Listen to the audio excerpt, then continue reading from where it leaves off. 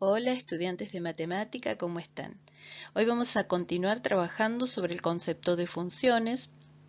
Ya vimos en la videoclase anterior que existen distintos tipos de funciones y hoy nos vamos a referir específicamente a las funciones de tipo polinómico. Vamos a ver sus características principales, a analizar sus aspectos analíticos y gráficos. Así que vayamos a comenzar ya con el trabajo. Tratemos en primer lugar el tema de los valores de una función, o lo que también suele llamarse valuación de una función o aplicación de una función a un cierto valor de x. Recordemos que una función es una relación donde a cada valor de x, que se llama variable independiente, se le asigna un único valor de y, que sería la variable dependiente. Entonces, podemos pensar en una función considerando un conjunto determinado de valores de x, a los que vamos a denominar dominio de la función, y un conjunto de valores de y, a los que vamos a denominar valores de la imagen de la función. Y al pensar en la función tenemos que pensar en esa relación que a cada valor de x le asigna a través de la función un valor determinado de y que es único. Es decir, que la función se aplica a un valor de x y da por resultado un valor de y. Anotamos la función como f de x entre paréntesis igual a y. Y para profundizar un poquito en este asunto, pensemos en una función que pueda graficarse, entonces armamos un sistema de coordenadas cartesiano y veamos dónde se localiza el dominio y la imagen de la función. El dominio son valores de x, así que los tenemos que ubicar sobre el eje x. Todo un conjunto de valores sobre los cuales va a estar la gráfica de la función. Y a su vez, la imagen de la función es un conjunto de valores que hay que observarlos sobre el eje y. Entonces, supongamos que esta fuese la gráfica de una función, cualquiera, no importa su expresión analítica. ¿Qué es lo que podemos ver?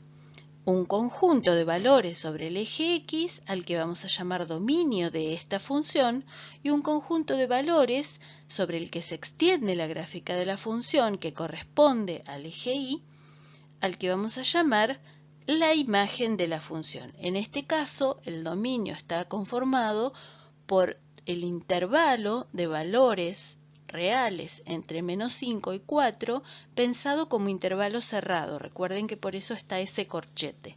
Y la imagen sería un conjunto de valores entre menos 1 y 11, también como intervalo cerrado.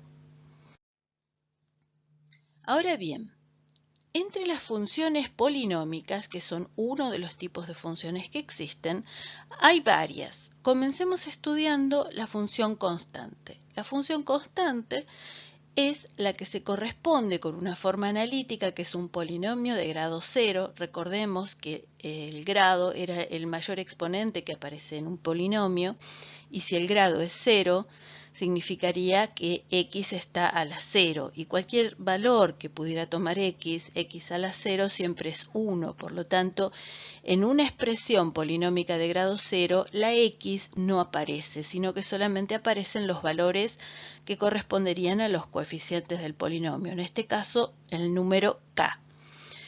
Ahora, ¿cómo sería la gráfica de una función de este tipo? Evidentemente es una línea recta horizontal que corta el eje y en el valor k que le corresponde. Es decir, para cualquier valor de x del dominio, le va a corresponder siempre el valor k a la función. F de cualquier valor de x siempre me va a dar como resultado k. Por eso es una función cuyo dominio en principio, si no se dice otra cosa, serían todos los números reales, puede aplicarse a cualquier valor de x y x es un número real cualquiera, entonces se puede anotar así. El dominio de f de x son los reales o el conjunto abierto de menos infinito a infinito, y la imagen está formada por un conjunto que tiene un único elemento, el valor k. ¿qué es lo que se cumple siempre en esta función? Bueno, evidentemente que para cualquier valor de x que se considere, la función siempre va a dar el mismo valor de y, siempre el mismo y único, es el valor k.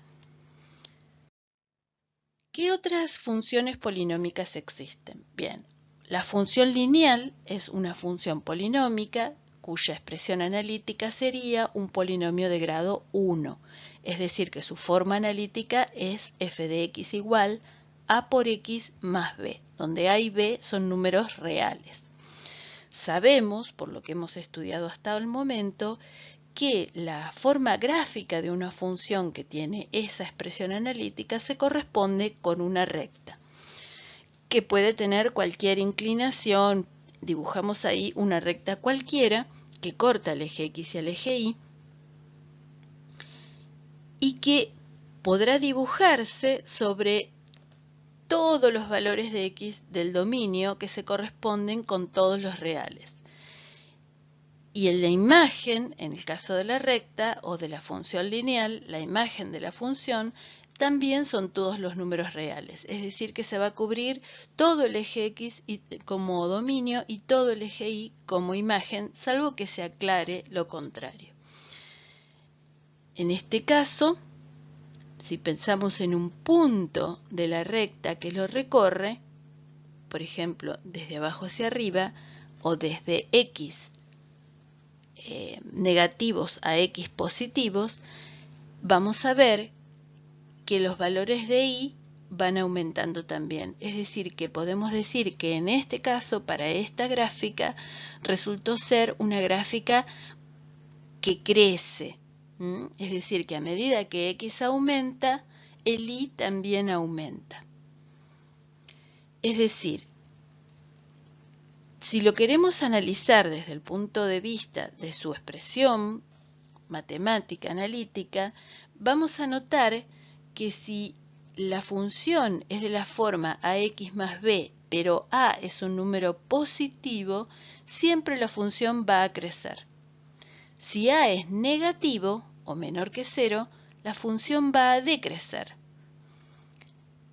Y si a es igual a 0, significaría que el término a por x daría 0, por lo tanto la función tendría la forma f de x igual a b, se transforma en la función constante, donde corta el eje y a una altura b respecto del origen.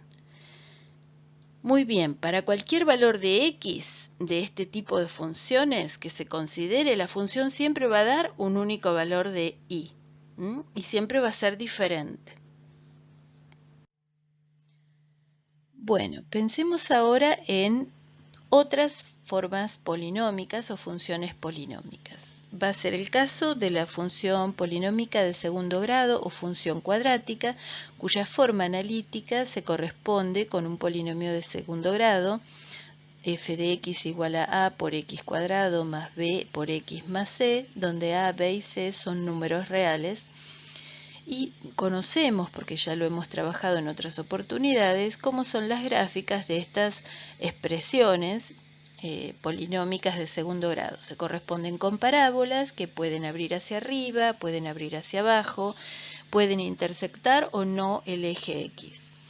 Y vamos a reparar en un caso particular, en una gráfica cualquiera, pensando sobre ella algunas características para luego generalizarlas a cualquier función cuadrática. Está marcado en el gráfico un punto que en este caso va a ser el punto donde la función toma el mínimo valor. A ese punto lo vamos a llamar vértice y va a ser interesante analizar cómo es para una función cuadrática el dominio y la imagen. El dominio sabemos que son el conjunto de valores de x al cual se le puede aplicar la función. Y en este caso van a ser todos los números reales, es decir, todo el eje x va a ser dominio de la función cuadrática. Pero la imagen es un conjunto de valores de y que se corresponden para esa función. Y en este caso va a depender de dónde esté el vértice y cuál sea el i que le corresponda a ese punto vértice. La imagen en este caso va a tener que ver entonces con la determinación del vértice, que en todos los casos puede ser un valor máximo o un valor mínimo de la función, y habría que analizarlo en cada situación. Para el caso que nosotros estamos trabajando, para ese x del vértice y ese y del vértice, la imagen está formada por ese conjunto de valores indicados en rojo sobre el eje y, desde el valor i del vértice hacia más infinito. En este otro caso, por ejemplo, la imagen está formada por otro conjunto de valores que va desde menos infinito hasta el valor que le corresponde al i del vértice. Entonces, será importante saber que la imagen depende de dónde esté el vértice de la parábola, es decir, el valor máximo o mínimo que pueda alcanzar esa función cuadrática, y por lo tanto podrá ser desde el i del vértice hacia más infinito o desde menos infinito hasta el i del vértice, dependiendo de cómo sea la forma parabólica. Lo que es interesante también analizar es que siempre se va a verificar en una función cuadrática que va a haber una zona o un conjunto de valores de x para los cuales la función va a ir disminuyendo su valor. Es decir, que va a haber una zona donde la función decrece y otra zona donde la función crece. Y eso también tiene que ver con la determinación del vértice. La coordenada x del vértice separa dos conjuntos de valores, desde menos infinito hasta el x del vértice y desde el x del vértice hacia más infinito, que van a ser zonas donde la función va a crecer o decrecer dependiendo del tipo de función que sea. Para cualquier valor de x que se considere, esta función siempre va a dar un único valor de y. El tema es que con las funciones cuadráticas puede ocurrir que dos valores de x distintos den el mismo valor de y eso no es un problema para la definición de una función, porque lo que tiene que ocurrir es que para cada valor de x haya un único valor de y, pero puede ser que para distintos valores de x haya el mismo valor de y. Esto vale la pena que se dediquen a pensarlo un poquito porque es importante tener clara esa característica. Otra función polinómica que va a ser de nuestro interés es la función cúbica o función cuya forma analítica es un polinomio de grado 3. Como sabemos, va a ser un polinomio que a lo sumo podrá tener 4 términos, uno que corresponda a la potencia 3, la potencia 2, la potencia 1 y la potencia 0.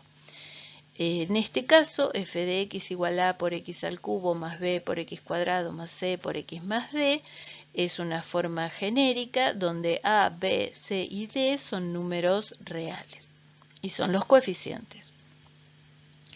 Miremos distintas gráficas. Acá tenemos, por ejemplo, la gráfica de la función x al cubo, que es la gráfica más básica.